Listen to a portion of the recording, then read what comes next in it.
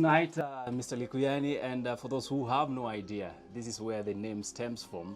But tonight he's here in a different capacity to discuss various subjects on his journey as an active member in the society.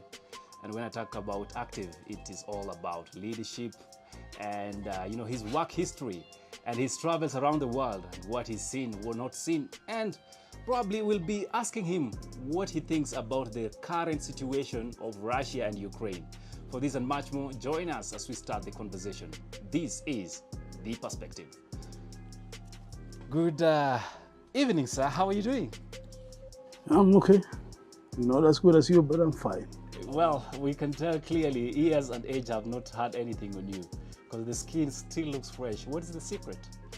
Eating nice, good, cooking good food. Oh, cooking good food. Let's start there. You love cooking, right? I do. Why? Because no man can sleep without eating. Mm-hmm. You can do other things, but eventually you have to eat. So we all work for the sake of the food. Sure thing. Bread on the table. And you have been very busy throughout your life. At what age did you start working, and where exactly did you start off? I will say, if I reflect back very well, is we are born of a big family, and we have to scramble to survive. It came to a time when you have to make a little money in your pocket or have little money in your pocket. And we used to have something called KIPANDE. So they would measure a 20 meter by 20 meters, and you have to toil that section and get 30 cents. So the only way you could earn money is by you being able to achieve. First of all, you have to make sure the plants you are weeding are very well done. The soil is well tilled. The weeds are removed. And then you'll earn your 30 cents. It was a lot of money by then. So it told me one thing. For you to earn a living, you have to work hard. And if you are lucky and you have 3 of those, you get a shilling. Okay. And a shilling was a lot of money. A shilling was a lot of money? Yes. That's, and you're only losing 10 cents to make a shilling out of 30 cents you earn on every piece of that particular parcel you're working. And that was, at what age were you doing this?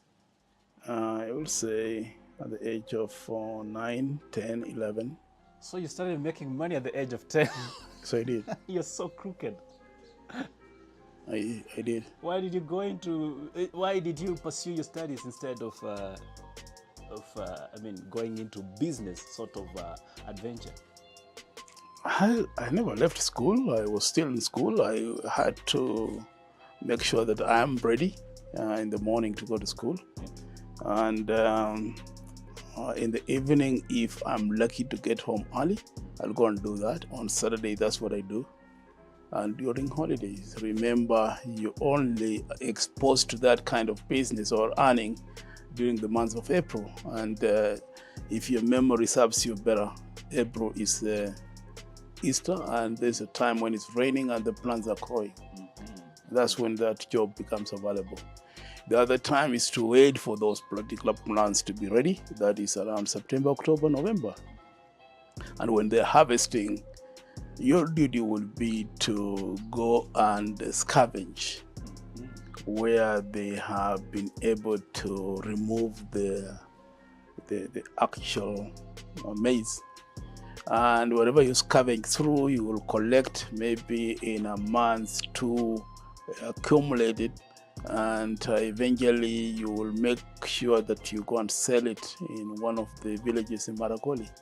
You get your money, so you're ready now to buy your shoes, you buy a trouser if you're lucky, or a short, no anyways. Or you were freestyling? Yeah, sure. Why? Because that's what you could afford. Okay. It was a luxury, you know. Mm-hmm. You think when I look at you, it's an option. It's an option. It was. It was not an option. Okay. You either go that way or no way. No way. Yes. So the basic one was having trouser pants only if possible. Yes. And you remember you can't go and buy an ordinary kind of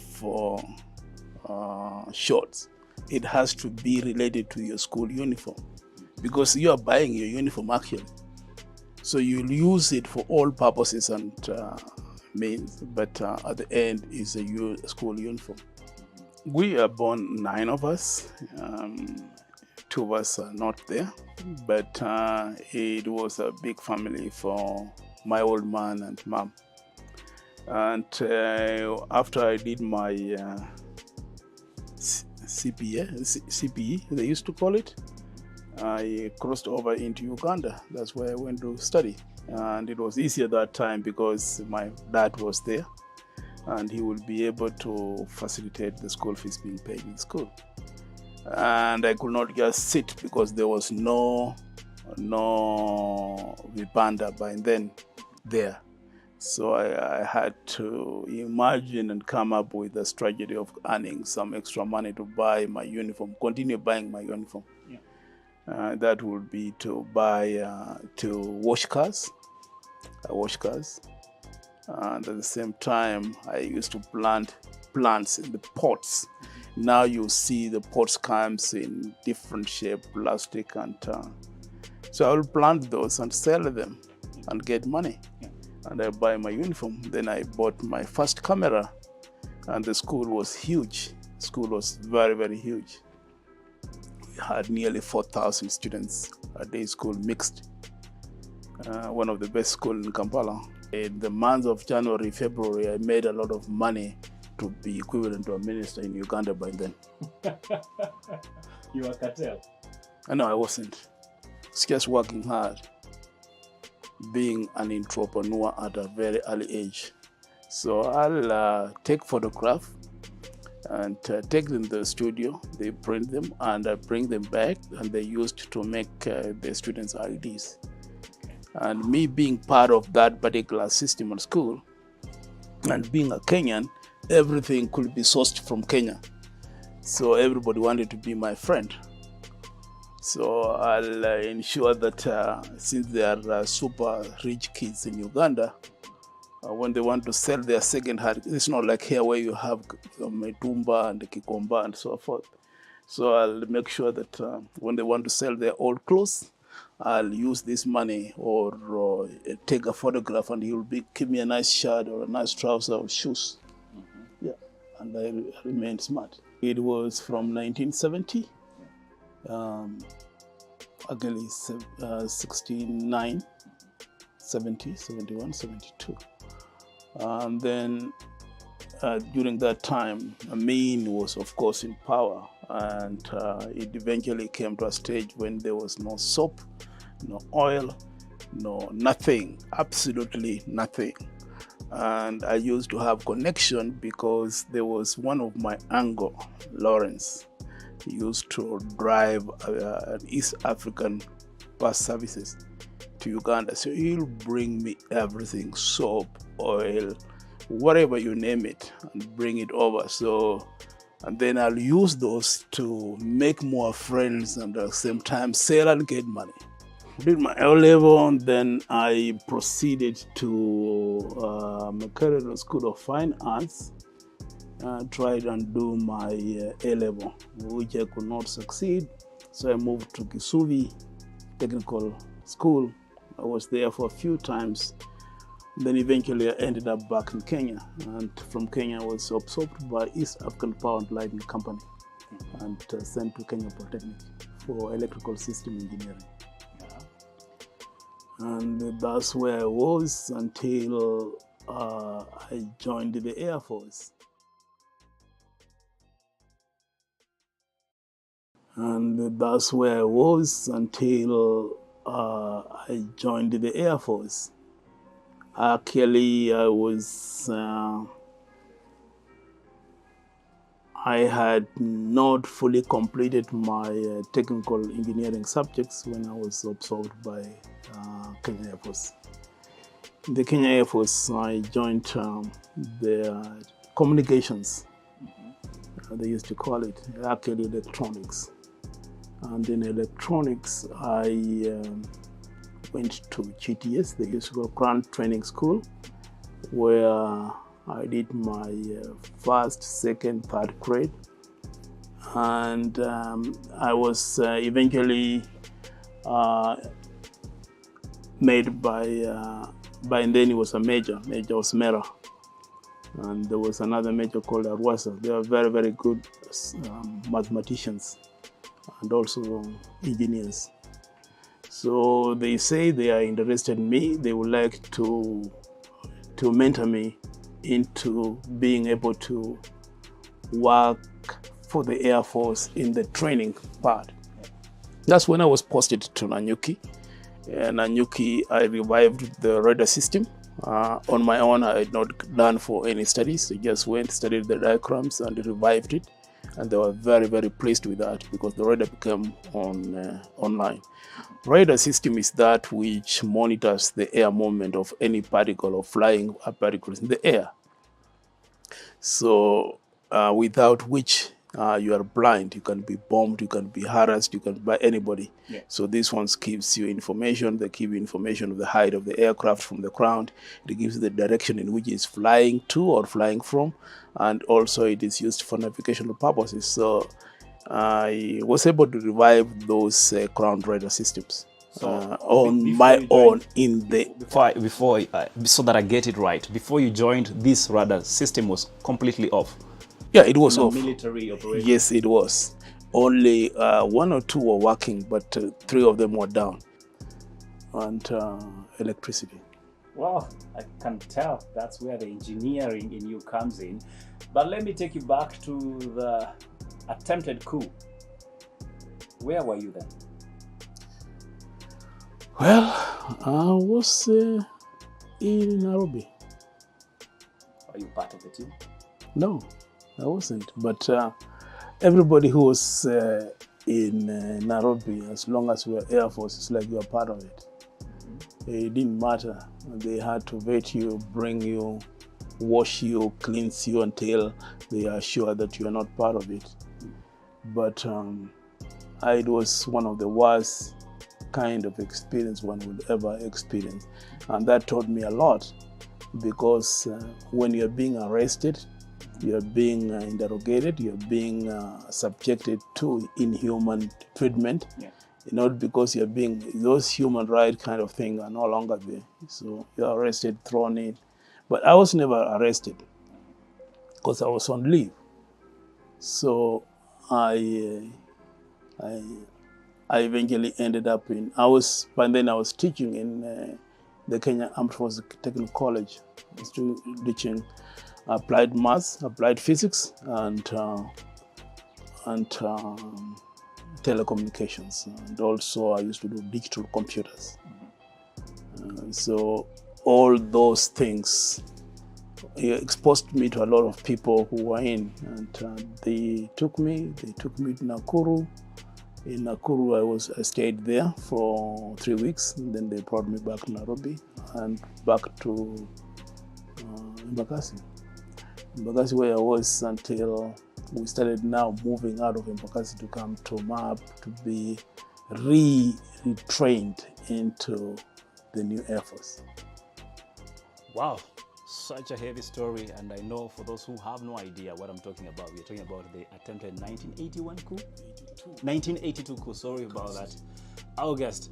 And it goes down in history as one of those moments that the military turned against government. But as we speak tonight, it is a story that you guys need to look it up for.